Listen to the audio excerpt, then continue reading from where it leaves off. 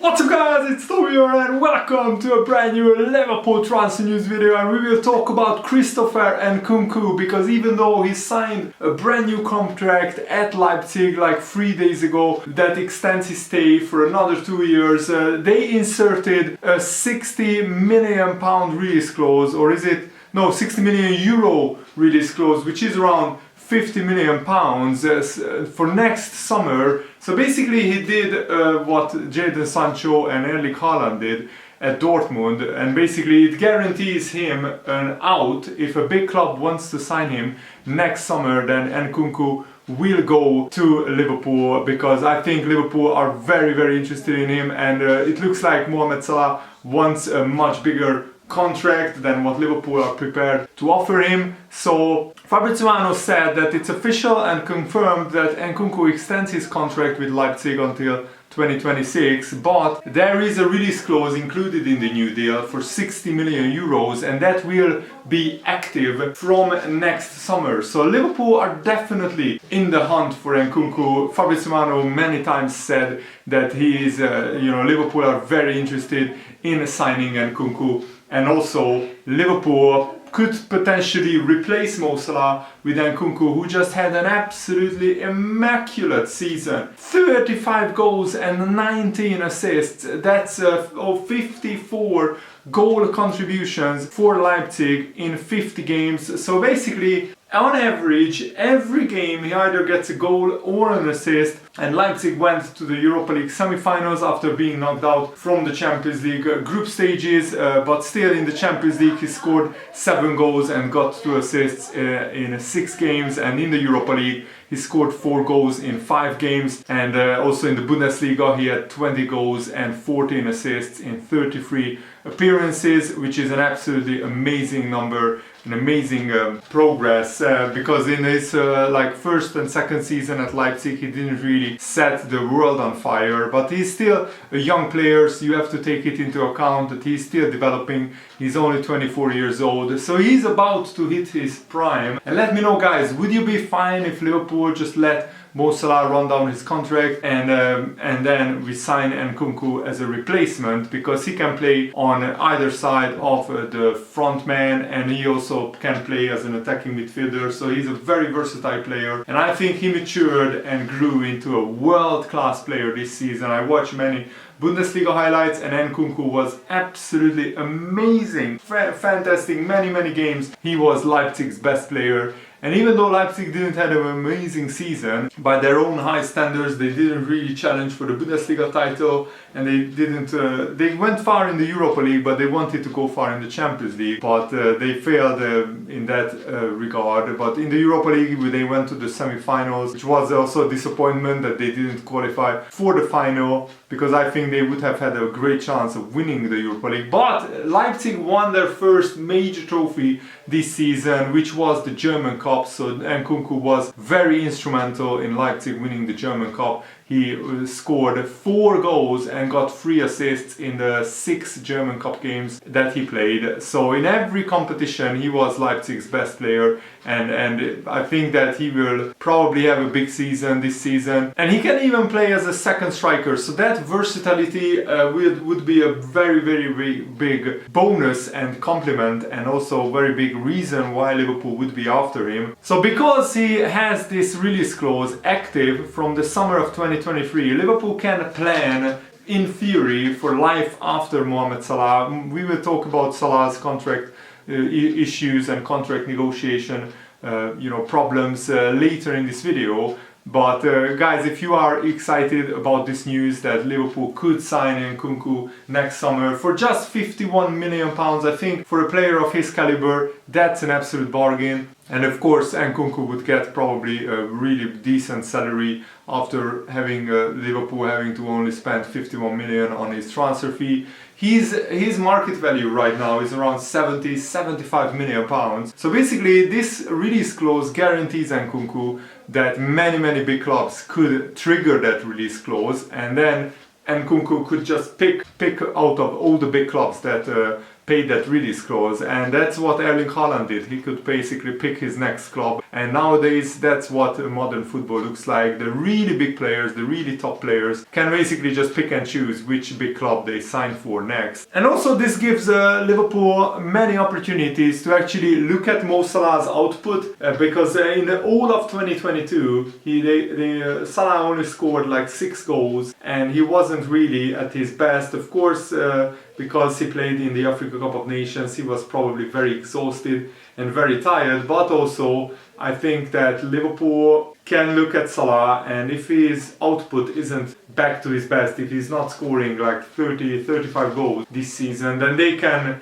basically not offer him an even bigger contract or even higher wages and just let him go, let him leave on a free transfer, as painful as that would be. If Salah is slowing down in his numbers, being 31 years old, other top clubs it would be their problem, and we can sign Nkunku, who is 24. Next season he would be 25 years old, and we can also look at Nkunku's season, and if he produces a similarly incredible season, then Liverpool could come in and sign him for just £51 million, which would be absolutely brilliant. And a German journalist and football expert said that Nkunku just seems like a perfect Liverpool style of player. He's so versatile, he can play in any of the front three positions, he can even play as a number 10, and he can even play as a second striker behind the main number 9. Like Darwin Núñez. He is creative and he can score a lot of goals, and he would be a perfect addition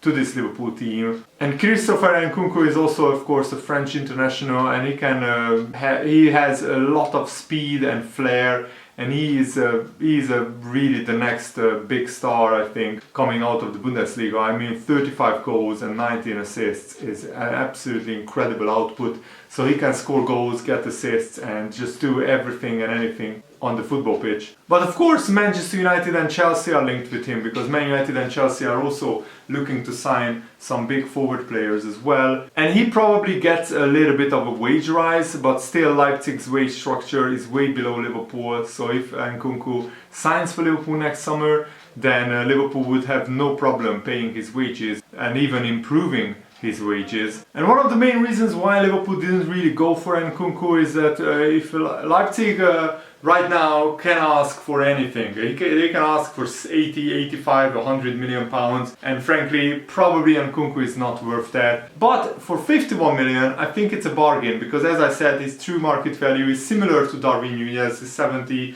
75 million pounds with add-ons and everything included. So if Liverpool could get him for 51 million next season, and he will be 25 years old, so on a 5-year contract he could have even resale value if we decide to sell him during that 5 years. It would be an absolutely brilliant deal.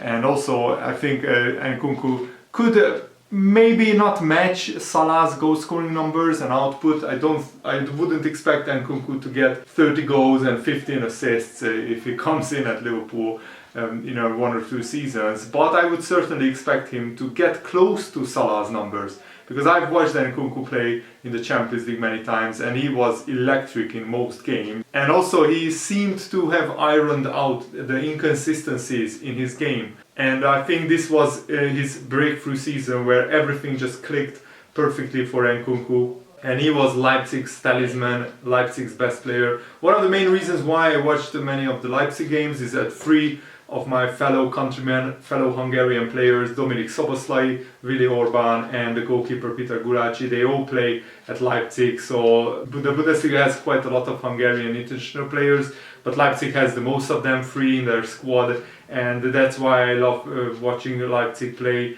And Nkunku has been just brilliant. Every time I watched Leipzig play, Nkunku was probably their best player or second best player, behind maybe Adrian Silva or Szoboszlai or whenever, whoever stood out in that game. But most of the time Nkunku was Leipzig's best player, And I think I was very impressed with him. We'll have to be honest. He looks like a Liverpool type of player. He has the intensity, he has the pace, the flair, the goal scoring quality. He was lethal in front of goal most of the time. And before signing his new contract, Christopher Nkunku didn't really rule out any big transfer to any of the big clubs. He said it's no secret that there are a lot of clubs that are interested in me. And yes, it's flattering, but it's also flattering to have a club like Leipzig doing everything they can to keep me. Here we will have to think carefully and make a good decision on my future. The World Cup is coming to life, and this is a parameter to be taken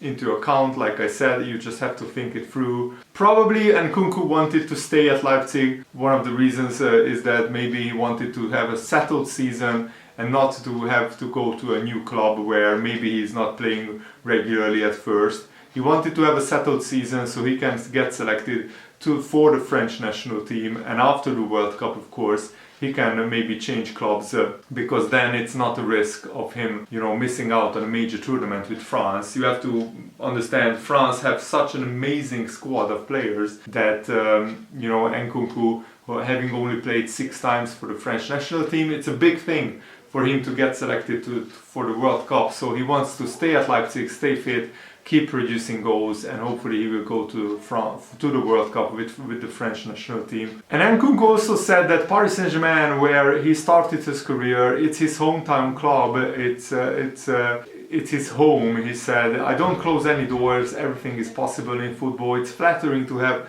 the biggest clubs in the world interested in me, but it's also flattering that Leipzig is doing everything to keep me. We are in June, I'm focused on this Nations League games with the French national team, and then we will see how it goes. And then, of course, the rest is history. Nkunku signed a new contract, but as I said, that is just even bigger encouragement for Liverpool to go in for him next season, having that release clause of 51 million. I think that makes Nkunku a very, very viable option for next summer for Liverpool, and it wouldn't be the end of the world, shall I say. It would be a really big blow for Liverpool to lose Salah, but it wouldn't be the end of the world if we signed Nkunku as a replacement. Robbie Fowler also weighed in on the Mo Salah contract situation, and he said that I won't pretend to know what's going on with Salah's contract, but clearly the answer is nothing much, and that leaves so many questions unanswered. Probably Liverpool did a lot of calculations, and it looks like Liverpool won't break the wage structure to keep Salah. If they were prepared to do that, it would have happened by now. Salah would have signed a new contract already.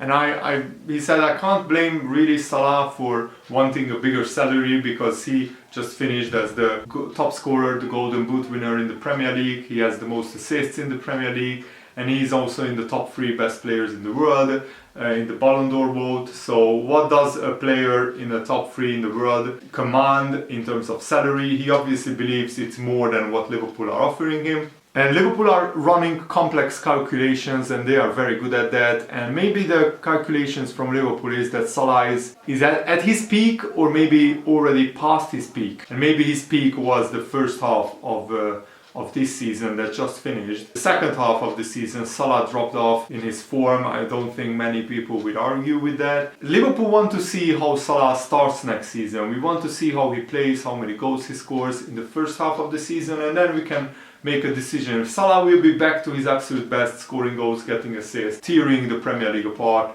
maybe Liverpool will think again and give him a big salary and a big, contract. If not, maybe Liverpool will just tell Salah, look for a new club and you can go as a free agent. And also it looks like Salah threatened Liverpool a little bit by him saying at the end of the season, I'm staying at Liverpool no matter what next season, no matter if I sign a new contract or not. Is time catching up with Salah? That's the question or other potential clubs must ask too as well. Can he stay at the summit of world football well into his 30s? Can he do what Ronaldo, Messi, Lewandowski, Benzema are doing and perform at the very top level when he's 33, 34, 35 years old? Only time will tell. At the moment we don't know. What we know is Liverpool have this very strict wage structure and they don't really want to break it, even if we're one of the best players, Mo Salah. Noah Whelan, who is also a pundit, former Leeds United striker, he said that the majority of Liverpool fans would want to have Gini Wijnaldum back at Liverpool. I'm not so sure about that. I don't think the majority of them want Wijnaldum back. I personally don't want to see him back. He's 31 years old, I think, and Liverpool already have a stacked midfield. We have like 8 or 9